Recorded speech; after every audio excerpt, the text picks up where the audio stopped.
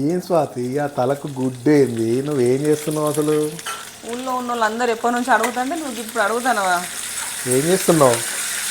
గుడికి వెళ్తాను కదా, అందుకే సాయిబాబా టెంపుల్కి వెళ్తానమని పప్పన్నం చేసిన దేవుడికి పోపేస్తారు. కిచిడి సాయిబాబాకి ఇష్టం కదా అని. తలకాయ ఎట్లా నొస్తుంది తెలుసా? మస్తు ఘోరంగా తలకాయ నొస్తుంది ఎప్పుడు లేనట్టుగా. ఎందుకంటే వరుసగా 4 రోజుల నుంచి హెడ్ బాత్ చేస్తాను కదా, తలస్నానము. ఘోరంగా చలి పెడుతుంది. చలికాలము నాకు తలస్నానం చేస్తే అస్సలు పడదు. ఘోరంగా అంటే ఘోరంగా తలకాయ వస్తుంది. ఈ ప్రాబ్లం చాలా మందికి ఉంటుంది కదా.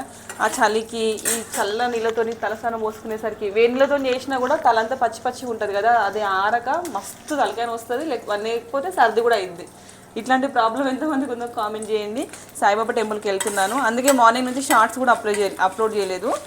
నెక్స్ట్ టెంపుల్ వీడియోస్ కూడా అప్లోడ్ చేస్తాను. మీ పూజ అయిందా కామెంట్ చేయండి దేవుడికి.